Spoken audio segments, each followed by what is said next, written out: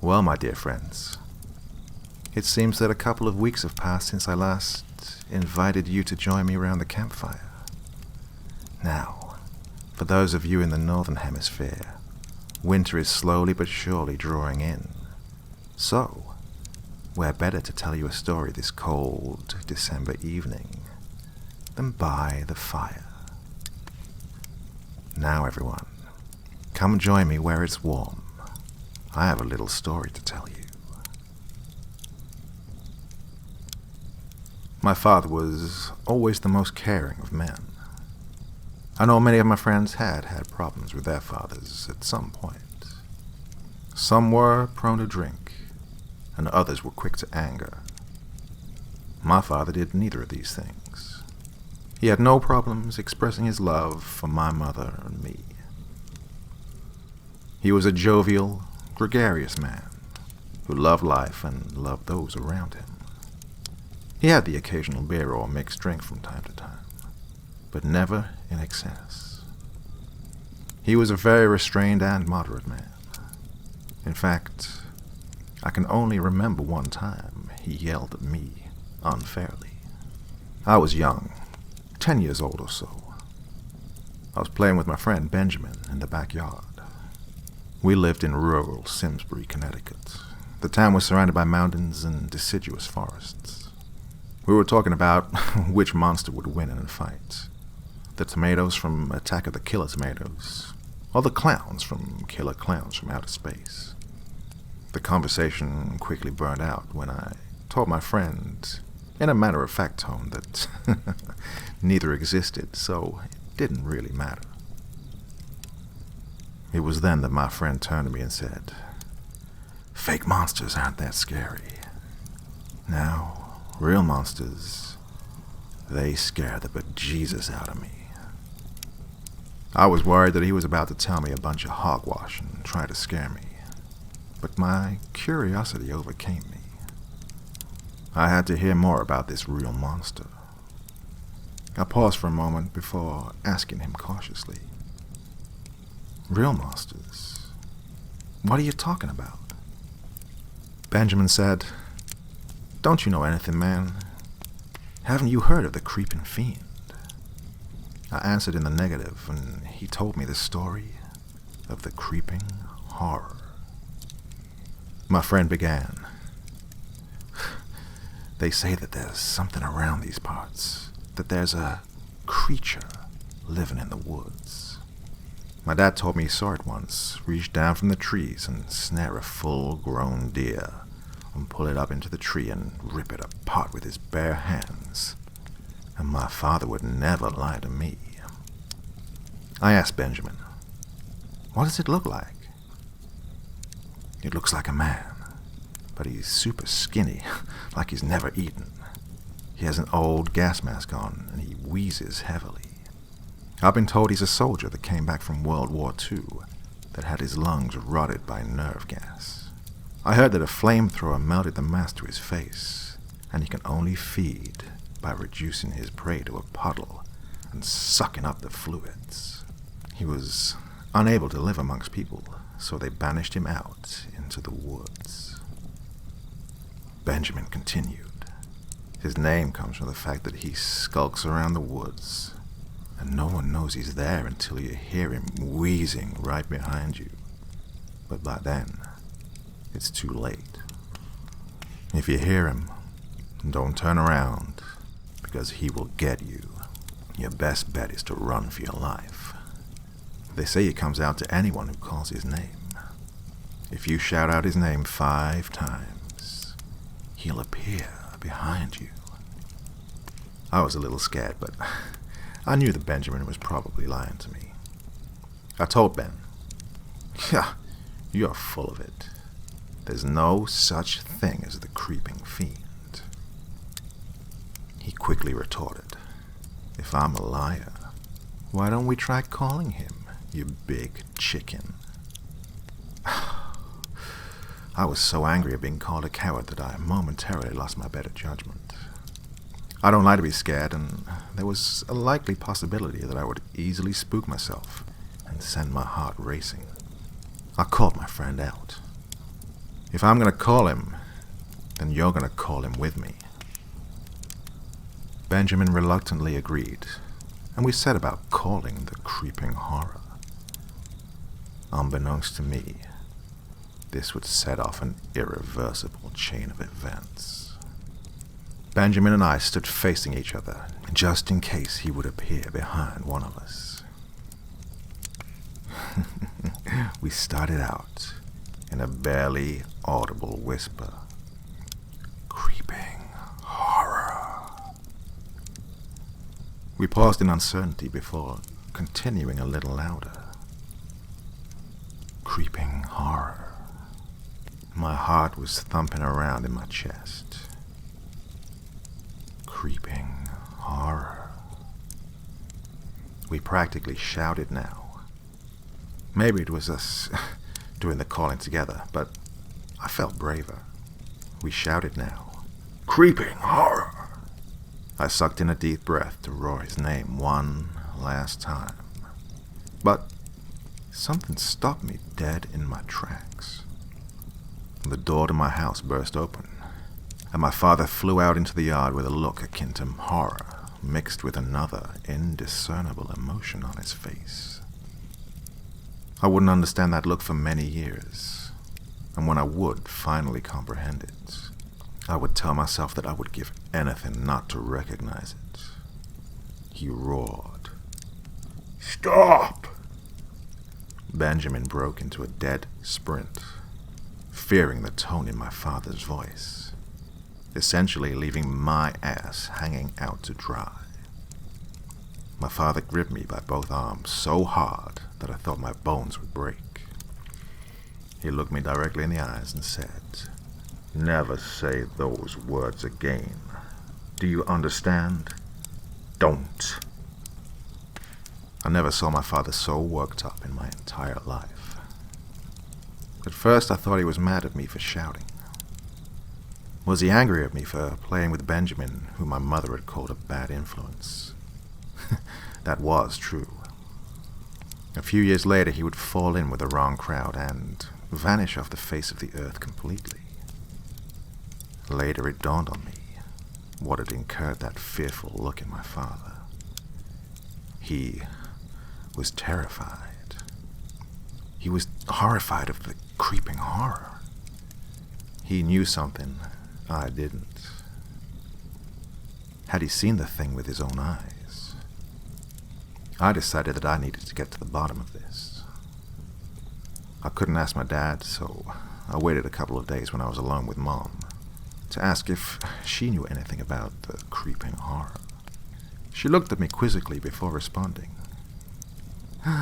It's just old folklore around here. It's just a story the parents told to their kids when they were younger to keep them from running off. I asked, Did Grandpa ever tell Dad the story of the creeping horror? She thought for a moment and said, You know, I don't think he ever mentioned it, but probably. I could ask him if you want. I answered in the negative. I had to do some more sleuthing on my own. I lost interest for a few years. I was a kid, after all, and got easily distracted. 5 years would pass before my interest was renewed. I was a teenager then and was constantly in competition with my friends. We always had to prove who was the strongest, the smartest, the bravest. A few of them liked to boast that they had actually gone into the woods and, at the top of their lungs, called forth the creeping horror. Some embellished the story by saying they saw him and escaped, while one or two said they'd actually kicked his ass. They were quickly singled out as liars.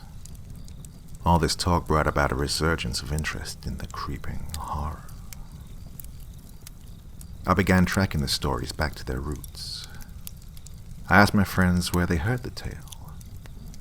Most had heard it from their parents, who had heard it from their grandparents, who in turn had heard it from their great-grandparents. I caught a lucky break one day when I was talking to my friend's grandfather. He told me, Why don't you ask your pa about all this? He's got his own story. If the tales are true, he lost 2 of his friends when he was out playing with them. He cut himself off and said, old age must have made me a gossip. Ask your father if you want the story. I tried to press the topic, but he would only respond, ask your father. I knew I couldn't ask my father that, so I decided to do a little research at the local library. I didn't know the kids' names or even what happened to them. I went to the library and asked the ancient librarian if she had any local papers from the 60s and 70s. She looked at me like I was a huge time sink in her otherwise busy life of sitting behind a desk reading a Harlequin novel. I held my ground and insisted that I be allowed to view the records. She huffed and took me back to where the microfiche was stored. Now, a little side note. Research using microfiche is no way fun or intriguing. I wholeheartedly agree with movies opting to montages, have someone stumble across relevant information within minutes.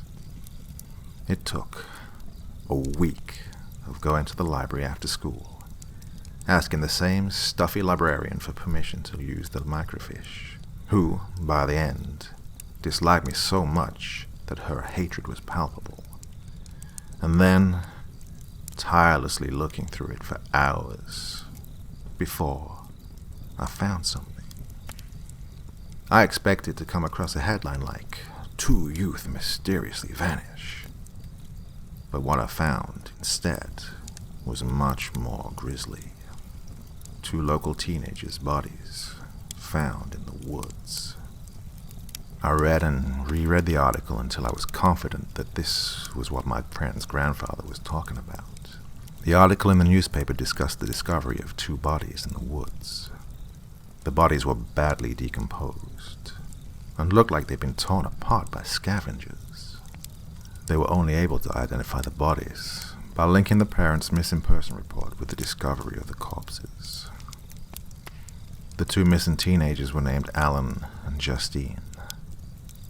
No leads had been discovered, but the police were hopeful. The kids were the same age as my dad and had attended the same school. I exclaimed, "It has to be the creeping horror. He did this." All of a sudden, I didn't feel so alone in the back room of the library. It was as if the mere mention of his name was enough to call him to me. I quickly left the library, but the sensation of eyes watching me didn't leave until I arrived home. I wanted to talk to my dad, but I was afraid of what might happen. I didn't know which was a worse outcome. He might lose it and scream at me, or he might just tell me everything. I quietly ate dinner and went up to bed. I had trouble sleeping that night. Just as I was nearing the border between sleep and the waking world, I would hear something that would snap me awake. I would hear a rasping breath that seemed to be only inches away from me. I decided that I had to confront my dad, or find out what was making that rasping sound. My confrontation with my father went poorly. The minute I mentioned his friends, his face contorted into a look of pure anguish and fear, and he stepped so close to me that I was fearful that he would smash my toes with his feet. He grabbed the collar of my shirt and pulled me close, while saying in a tone that could not be disobeyed, "This is not a fun little mystery to unravel. People have died, goddammit. I don't want to hear this type of talk ever again. Do you understand me?" I left the investigation into the creeping horror alone. My father refused to talk, and I realized that the only way I could get the full story of his encounter with the fiend was through him. Since the other 2 had died, I had to let sleeping dogs lie. For a couple of nights, I heard the sound of heavy breathing just as I was about to fall asleep. But that eventually subsided.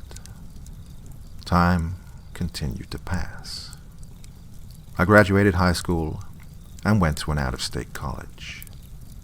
The next time I would hear of the creeping horror would be from my father's lips as he lay on his deathbed.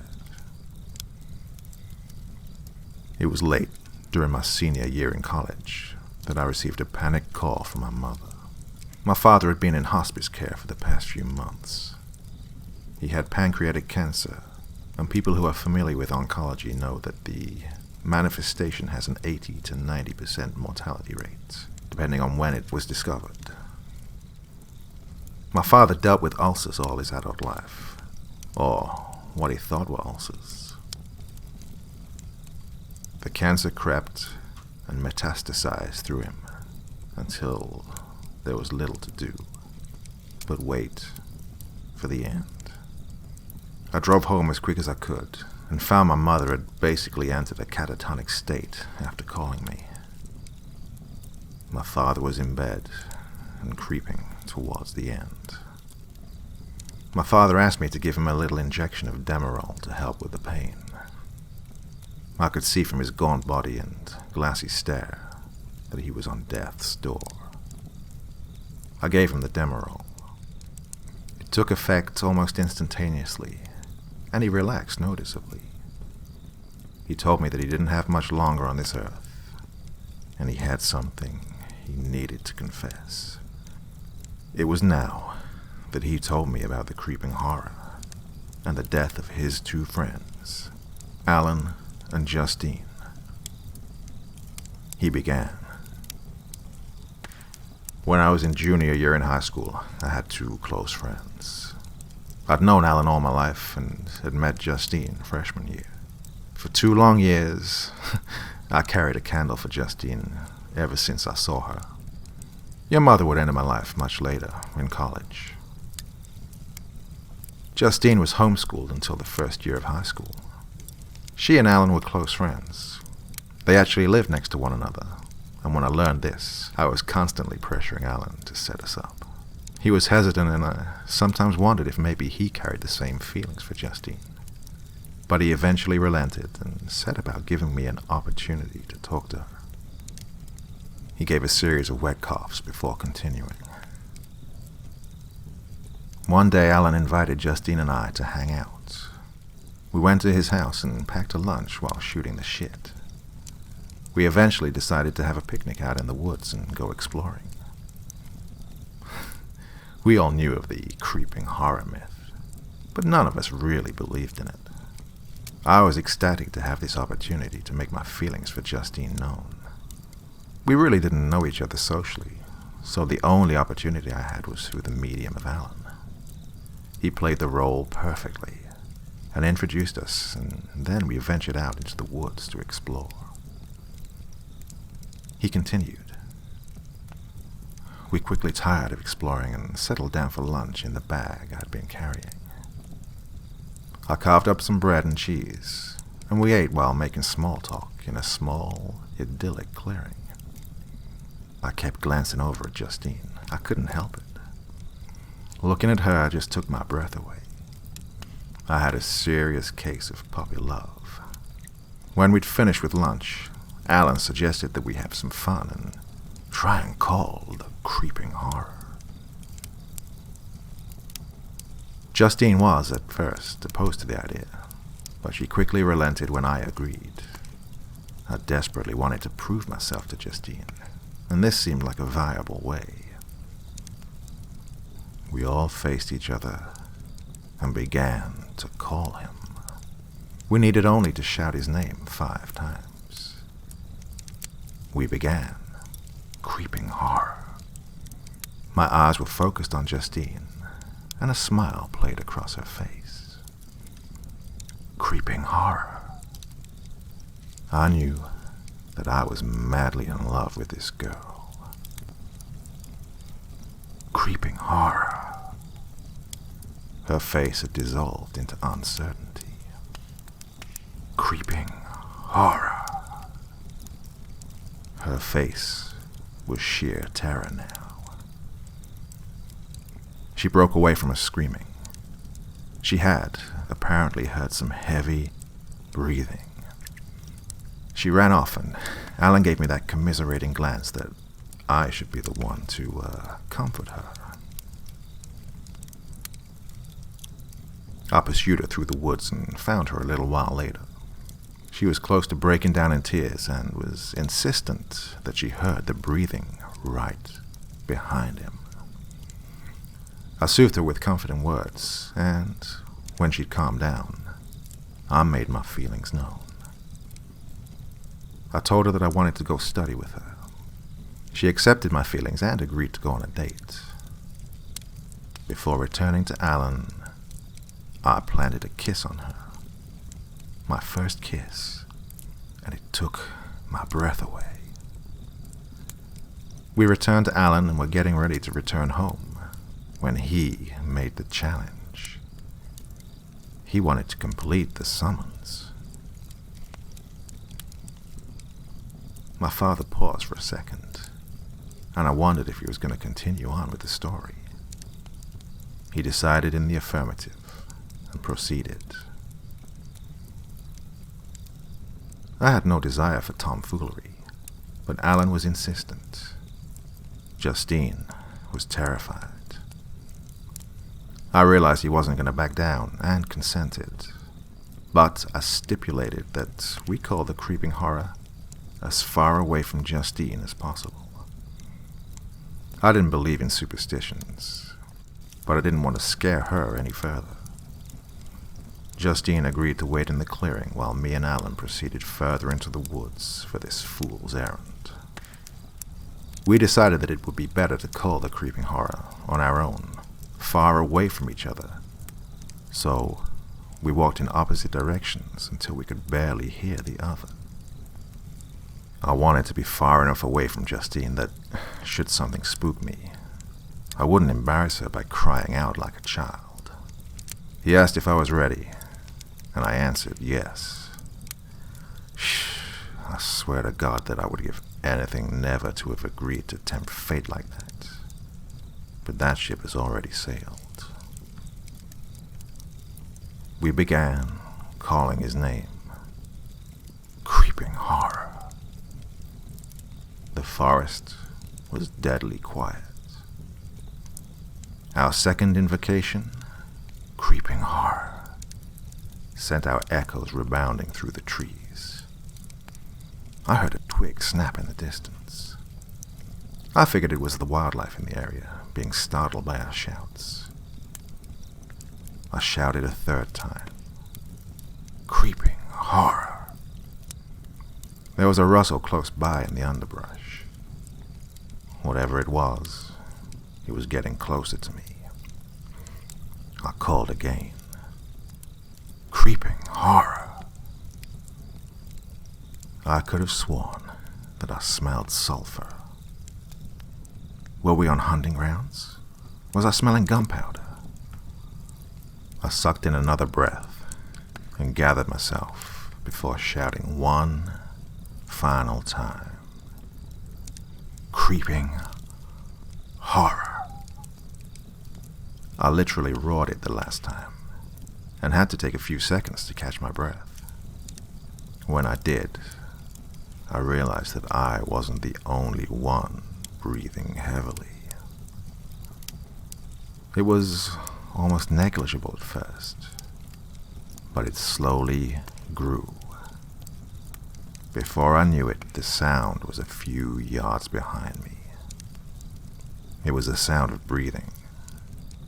It was deep and sounded like it was coming through some sort of breathing apparatus. I spent a few seconds thinking that it was my overactive imagination, but the sound grew louder and closer.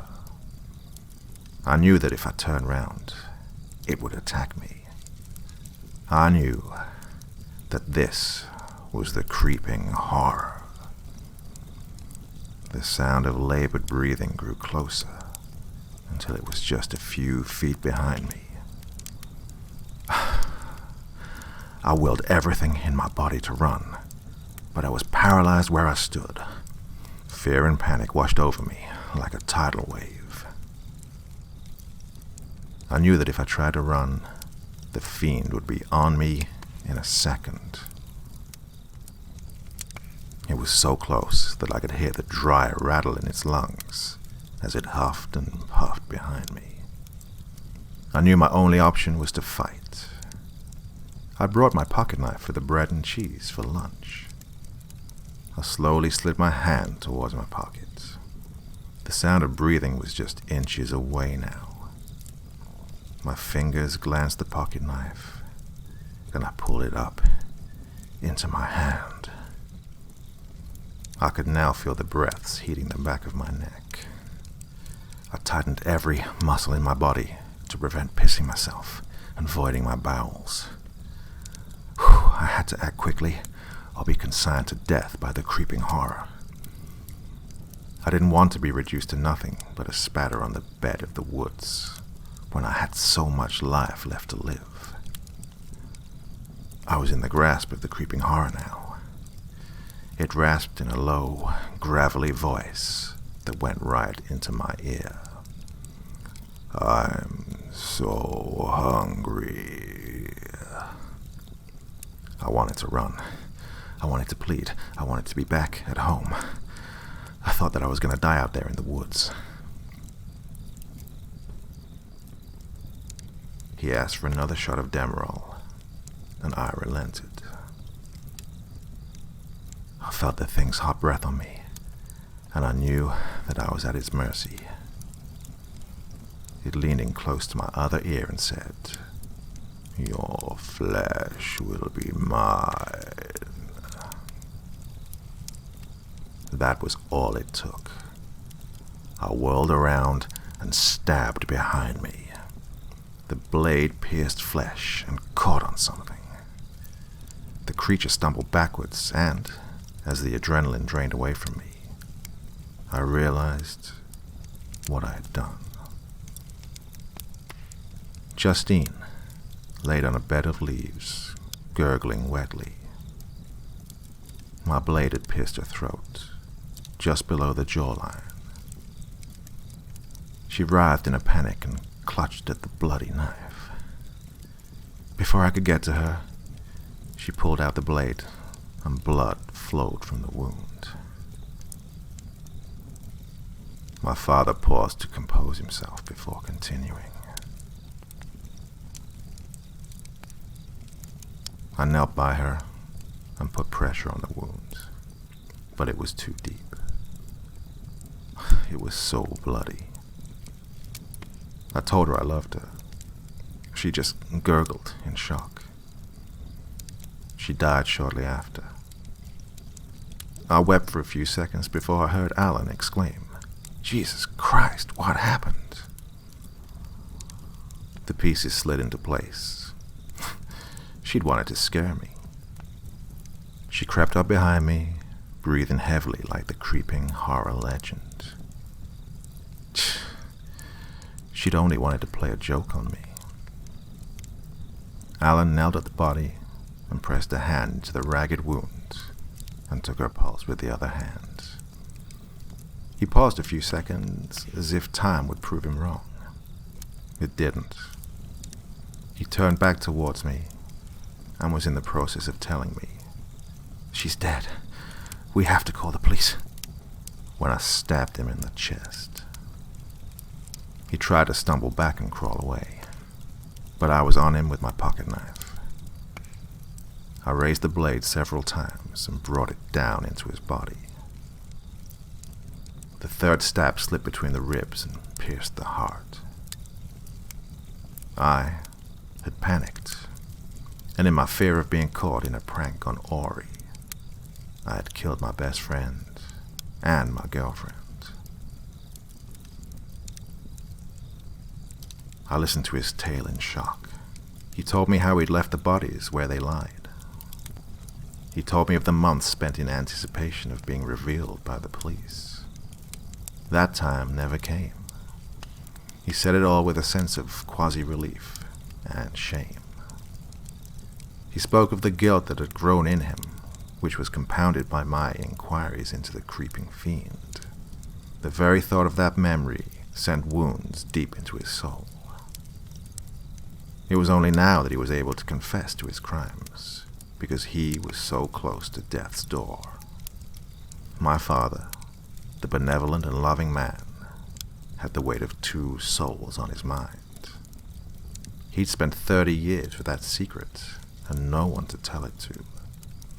It had eaten away at his conscience for 30 fucking years. And when he finally told someone, I doubt it eased the pain of it at all. He wanted to cleanse his conscience, but was afraid of the consequences. It was then that I learned my father was a coward. He couldn't face the consequence and bring consolation to the 2 families of his friends. He fled from the truth, and, with time, the crime eventually became unsolved. The man I saw as my hero, my role model, was nothing more than a coward. He asked for another shot of Demerol. I gave it to him. I plunged the syringe into the small rubber stop bottle and withdrew the entire solution. My father watched me with bright and delirious eyes. I leaned in close to him and whispered, I love you. He mumbled something about Justine, but he was slipping further each second. I'd already given him so much Demerol, just a little bit more was all that was needed. I pierced his arm with a needle and injected the entire solution into him. My memory of him was looking into his face. His face was eerily similar to the emotions he showed me that one day, so long ago, when I tried to call the creeping horror with my friend Benjamin. The emotions expressed in his face were that of unbridled fear and uncontrollable guilt. He died looking that way. I'm telling you this now because I know that he is dead. I killed him. He slipped away peacefully after an overdose of Demerol. I know that the families of Alan and Justine deserve some sort of respite. They deserve justice. But that time is gone. Finally, their killer can be revealed. At the end of it all, I am ambivalent. There are 2 conflicting emotions. My childhood admiration and respect that I have for my father, and the horror of that terrible secret he bore for over 30 years. He was my idol, and he was also a fiend capable of unspeakable horrors. I won't conclude this story by saying there never was a monster, because that's not true. The monster wasn't something as simple as flesh and blood, nails and fangs. The monster isn't isolated in the small town of Simsbury, Connecticut. It is everywhere. It was, and is, a part of us. The creeping horror was my father the day he accidentally murdered his girlfriend and stabbed his best friend to death to protect himself. The creeping horror was me that night when I gave him that fatal overdose. In some horrible way, the creeping horror is inside all of us. It is in who we are and what we can become, given circumstances that are entirely out of our control.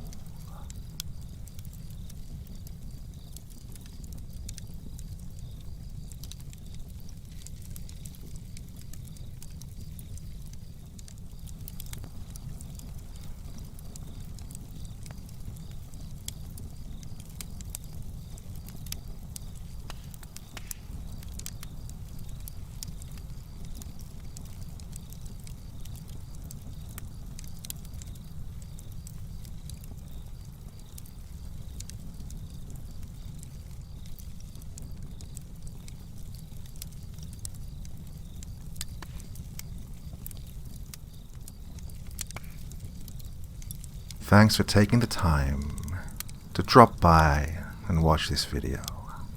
You know what would make me a happy doctor? Hitting that like button, leaving a comment, and subscribing to my channel. Go on, I've got plenty more stories to tell you.